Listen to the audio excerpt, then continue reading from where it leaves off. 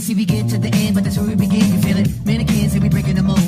Breaking out, and we breaking the codes. Similar to the jack who stole to the depths in your web, so you take explodes and get it out. Send your body to flight. What's going on, YouTube? This is Joe's McFly hitting you up with another reaction video to another Yankee game, man. And I was so excited today. Today was definitely one of the most exciting games of the season. The back and forth and just the drama of it all was just super exciting. I'm definitely going to get into it.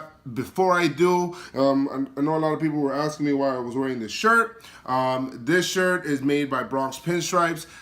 There's no way, I'm no way affiliated with them, but I do want to promote this event just because I think this is going to be super fun just for a lot of Yankee fans. So anybody watching this vlog, I do encourage you to go to that. I'm going to put the link in the description, but basically what's going to happen is that on June 10th, we're supposed to be going to the Yankee game. It's one of the only Saturday night games versus the Orioles. We're gonna go ahead and go to that pregame party from 4 to 6. We're gonna be drinking there. He's actually gonna be having a brewery, and if you don't listen to the Yankees podcast, you probably should listen to it on iTunes. They're really good. They don't pay me or anything like that, even though, you know, Scott, Andrew, if you guys want to throw some change my way, you know, just saying. They're having this event. They're going to try to get together as many Yankee fans as possible. We're going to be one of the rowdiest sections. It's going to be super exciting on that day. I'm going to be taking my equipment, and I'm going to be doing my vlog from the game on that day. I would hope to get a lot of you in that video, in that game, but it's going to be super exciting, and I do hope for a Yankee win on that day. Remember, no Oriole fans, man. No Oriole fans. Still staying on the news and notes. Today, Didi's supposed to play another game for Tampa. Like I said yesterday, he had 2 hits yesterday, so hopefully he does keep on progressing with that.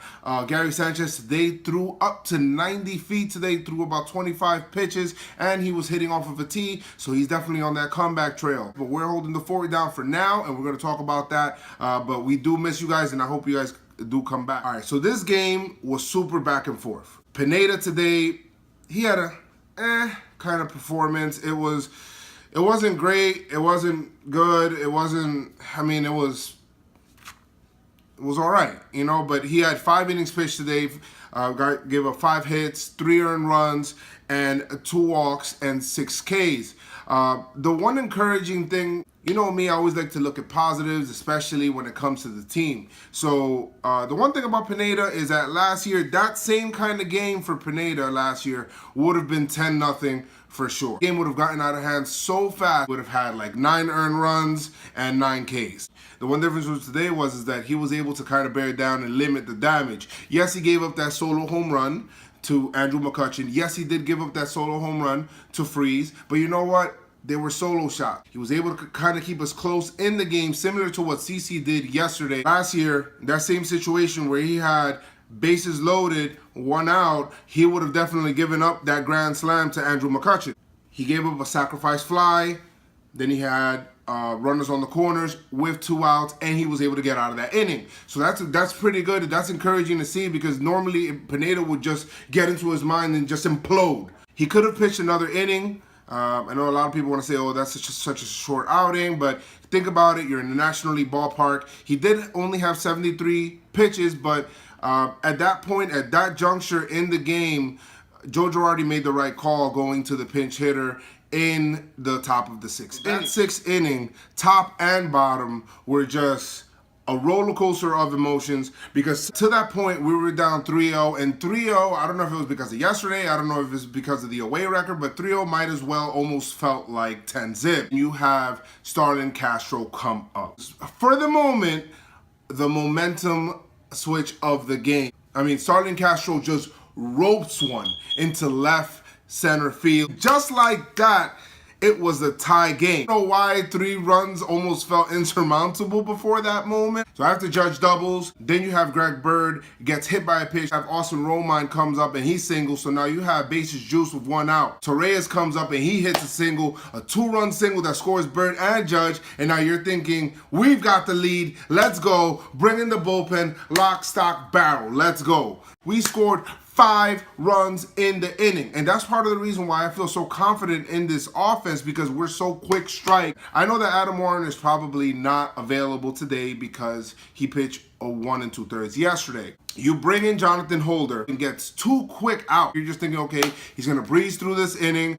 Clippard, Betances, and Chapman, and that's it. You know, that's going to be the game. We're going to win this game 5-3, going away. Let's go. So Cervelli hits a double. Jordy Mercer comes up and he gets a single. At that point in time, they cut the lead down to 1, so it's 5-4. I'm already kind of nervous because it's like, it's 2 outs. It's like, okay, let's get out of this inning. All right, so then Joe brings in Clippard.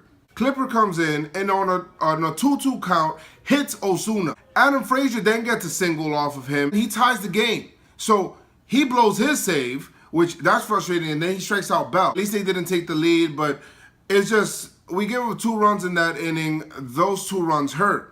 So the bottom of the 7th is another tightrope job. Then you have Andrew McCutchen leading off the inning, and he walks him.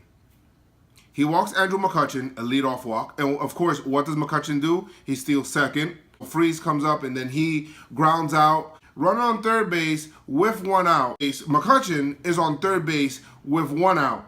Joe Girardi already had enough of this. He said, you know what? This is the game right here. I'm going with my guy. Dellin Betances comes in, and Dellin Betances gets a soft fly out to right field. Nobody's running on Aaron Judge's arm. And then Betances gets a ground ball to end the inning. Clippard, seriously, I mean, if you're going to be one of these top guys, and you know what? I think Joe should really reevaluate that. And I do not trust Clippard. Clippard has been super shaky. Clippard has been given long fly balls in Yankee Stadium. But I definitely think that Adam Warren has earned the right to move up in the pecking order. What's best for the team right now is to have Adam Warren in that 7th inning role. Chris Carter has done nothing this year. This is his signature moment. And he comes up, and the first pitch is the at-bat of the year. Just for that, Chris Carter, you get the game ball, boy. While yesterday we did not capitalize on the errors, we did not capitalize with runners in scoring position, today we did. After Chris Carter, then Jacoby Ellsbury comes up and he hits the ball, and it ends up, McCutchen ends up whiffing on it, and then Ellsbury ends up on third.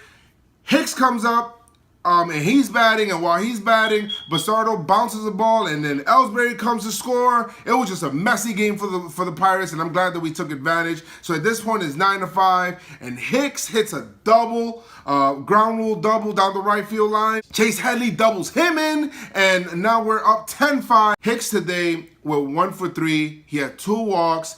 The guy had a double. He had 2 runs scored, and he's batting .323 on the. You hit, you play. Aaron Hicks deserves to play. Last year, he did not deserve to play. He got unwarranted playing time last year. This year is a different year. He deserves to play. Brett Gardner is not hitting. He does not deserve to play. Not right now. Not until he gets it going. But Aaron Hicks with these kind of numbers, and with Judge batting the way that he's batting, and with Ellsbury batting the way that he's batting, the weakest link right now is Brett Gardner. He does deserve right now that left field job if he's doing the job. In the 9th inning, to lead off the inning, Aaron Judge destroys this baseball and hits it 116 miles per hour off his bat and lands somewhere on a bridge somewhere about 457 feet to 460 feet away, and it was a majestic shot. I do encourage him to go into the home run derby, because him and Giancarlo standing off, that would be an awesome, and I'm talking about an awesome home run derby. I would love to see that. Just a couple of notes, man. Just a couple of notes. Just things for you guys to keep in mind. This game was great because we were able to come from behind. Right now, we're tied for 2nd in the American League and come from behind wins with 6. And this is our 3rd game coming back from down 3 runs. Judge, Torreyes, and Castro right now all tied for the team lead in RBI. Torreyes is batting .296 on the season. Guy had 4 hits today. He was 4 for 5 with the 2 RBIs today, and he had 13 RBIs on the season. I think it's safe to say that he's definitely filled in the shoes of Didi Gregorius quite nicely, especially throughout this time. I still welcome Didi, and I'm glad that he's definitely progressing, but you know what, Torreyes, you have done more than just do the job, and I commend you. Austin Romine, let's not forget about him. Since Gary Sanchez went down, the team has been 10-2 on the season, and Austin Romine is batting a robust .324 on the season. So I am so happy with what's going on with the team right now. I'm glad we were able to rebound off of that loss yesterday, especially with the way that we lost with that error and with missing out with runners in scoring position. Look today with runners in scoring position, we were 5 for 11. So that was awesome. Tomorrow's matchup is going to be Jordan Montgomery against Ivan Nova. Weirdly enough, Jordan Montgomery is wearing Ivan Nova's old number. Ivan Nova sounds like he's super amped up for tomorrow's game. We got to win this game because we have to win this series. And taking 2 out of 3 on this road trip, going to this ballpark that I wish I went to, honestly. We start off the road trip 2-1.